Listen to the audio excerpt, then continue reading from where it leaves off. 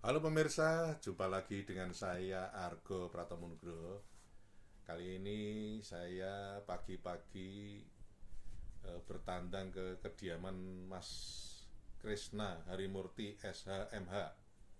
Beliau ini seorang advokat muda dinamis. Saya terus terang memiliki harapan yang besar terhadap Mas Krisna Harimurti ini untuk kedepannya sebagai seorang advokat. Selamat berjumpa Mas Krisna. Selamat berjumpa Pak Argo, sehat selalu dan semangat. Ya, Mas Krisna. Ini saya terus terang sampai sekarang itu masih terus gelisah. Terutama yang menyangkut sudah sering kita bicarakan sebetulnya, yang menyangkut extraordinary crime atau bahasa rodo inteleknya itu white collar crime atau apa itu ya. Karena selama ini bahkan saya melihat mulai sejak, kalau kita lihat sejarahnya, sejak zaman Orde Baru dulu, sejak zaman Soeharto sampai sekarang, perkembangannya tidak semakin simple tapi justru semakin sophisticated, Ya. semakin ruwet itu. Bahkan ada pasca reformasi itu ada lembaga yang namanya KPK, yang tentu saja itu diharapkan masalah korupsi jadi sesuatu. Bahkan ada peradilan ad hoc-nya juga sudah ya. Meskipun sekarang akhir-akhir ini kelihatan mandul, tapi apapun yang terjadi, kita perlu terus juga berpikir yang menyangkut extraordinary crime. Gimana menurut Mas Krisna, sebetulnya kita akan jadi lebih baik nggak kalau yang menyangkut extraordinary crime itu kita kaitkan dengan peradilan ad hoc itu? Ya, terima kasih Pak Argo. Ya, Sebenarnya paling utama adalah kalau kita mau bicara secara global dan utuh ya Pak, ya, ya, tentang suatu penegakan hukum, khususnya karena adanya kejahatan yang luar biasa atau extraordinary crime. ya, Bagaimana itu bisa diberantas, minimal bisa dikikis. hmm, Kan harus ada paradoksnya ya, istilahnya parameternya. ya, Itu apakah tren tentang misalnya korupsi ya, ya, tadi sudah singgung masalah korupsi, ya, apakah menurun ya, ataukah justru tambah naik, ya, kan begitu. ya, ya, ya. Nah, perlu dilihat apa yang salah. Tentu pertama kita lihat dulu sistem. Ya, Sistem yang dianut oleh Indonesia ini menganut ada sistem Eropa kontinental, Pak. ya, ya, Berarti yang paling utama adalah hukum itu adalah undang-undang itu. ya, Berarti segala sesuatu aturan main menyangkut kehidupan hukum adalah tentang undang-undangnya. ya, Pertanyaannya, kalau kita hubungan dengan Bapak menyinggung KPK, apakah kewenangan KPK ini dengan adanya perubahan sekarang ini mempunyai kewenangan yang masih samakah pada saat pendirian, ya, atau justru kewenangannya sekarang sudah melemah? ya, Itu pertanyaan. ya, Kalau catatan yang paling penting dari berbagai narasumber, entah itu dari penggiat anti korupsi Pak ya, ya, tidak saya sebutkan satu persatu, tapi intinya dan termasuk peneliti maupun orang yang memang konsen dalam bidang penegakan hukum itu, memang tentang hierarki atau tentang apa namanya payung hukum, khususnya tentang kewenangan KPK saat ini tidak seperti pada saat pembentukannya. ya, Banyak hal yang sudah dilemahkan dalam aturan itu ya. ya, ya, Tentu harus dikembalikan lagi karena ini kan sedang ramai juga nih. ya, Akan dikembalikan posisi kewenangan KPK seperti sebelumnya. ya, Kenapa begitu? Kenapa waktu itu harus dilakukan revisi kalau sudah kuat? ya, Apakah ada kepentingan? ya, Kan kita harus bisa menjawabnya dengan secara kritis. ya, Kalau ada kepentingan, kepentingan siapa?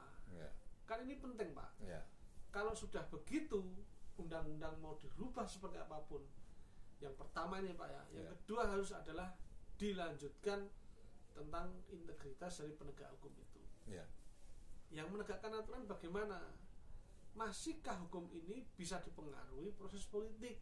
Ya. Ini juga penting. Kalau masih mempengaruhi untuk apa? Ya. Kita bicara seperti ini, tapi saya bersyukur ya Bapak tergolong salah satu ya wartawan yang selalu menyuarakan ini. Menurut saya tidak masalah jumlahnya berapa kali menyinggung masalah extraordinary crime, tapi bagaimana menyuarakan secara konsisten. Ya. Ini penting Pak. Gitu. Saya berterima kasih karena jadi masyarakat jadi ngerti, oh seperti ini. Artinya kalau kita mau bicara penegakan hukum yang sesuai dengan marwah keadilan bersumber pada keadilan bagi masyarakat, harus disuarakan secara konsisten juga Pak. Ya. Gitu kurang lebihnya. Ya. Karena kan secara struktural kita kan tahu untuk proses pembuatan undang-undang segala itu kan dimulai dari usulan pemerintah ke DPR ya. Ya, artinya secara politik dari eksekutif ke legislatif, kemudian dibuatkan untuk dipraktekkan oleh lembaga yudikatif itu ya. Tapi kadang lalu tadi Anda bilang ada kepentingan itu, lalu kadang kan kita curiga juga pembuatan undang-undang itu di belakangnya ada muatan-muatan kepentingan oligarki atau apapun itu, akhirnya kan lalu bagaimana masyarakat itu nanti bisa mengawasinya secara langsung itu sekarang ini kan kelihatannya seperti kurang kuat masyarakat, meskipun selalu istilahnya berkoar-koar terus misalnya di media sosial dan lain-lain itu. Ini sekaligus pertanyaan saya terakhir Mas. Menurut Anda apa yang itu bisa dilakukan oleh masyarakat terhadap tentu saja itu untuk melawan extraordinary crime itu tadi? Ya, kalau memang betul Pak, pengusulan kayak undang-undang KPK itu kan sempat rame nih ya. Ya. Waktu eranya Pak Presiden Joko Widodo ya. Ya. Memang pada saat pengusulan dari pemerintah. Ya.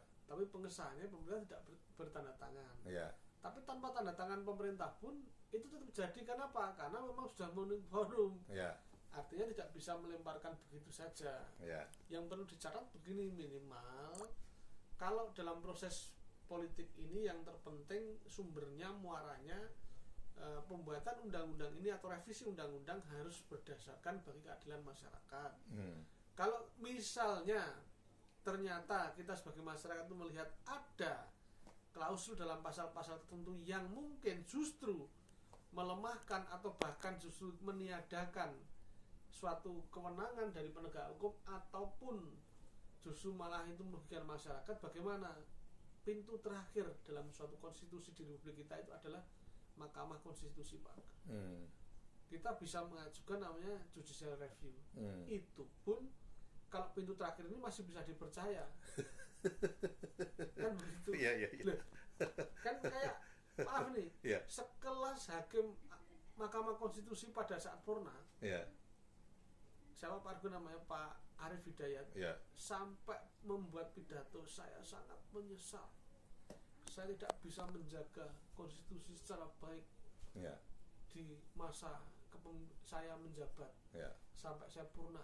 Disebutkan nomor perkaranya loh. Nomor perkara 90 dia mengatakan begitu. 90 tentang apa? Coba kita lihat. Itu Pak Arief Hidayat yang mengatakan sendiri dalam podcastnya. Dan saya juga akhirnya bertanya, bisa nggak kita mempercayainya? Kita ini kan palang pintu terakhir dalam satu konstitusi ya Mahkamah Konstitusi itu Pak. Oke, Mas Krisna, terima kasih. Nanti lain kali saya akan datang lagi juga masih soal ini, karena tidak mungkin kita bicara soal yang berat ini hanya dalam tempo yang sebentar. Matur nuwun Mas Krisna. Sama-sama Pak. Terima kasih. Nah pemirsa, akhirnya saya Argo Pratomo Nugroho undur diri dari ruang handphone dan smart televisi Anda. Argo Pratomo Nugroho terus memberitakan, Anda yang membijaksanakan. Sampai jumpa.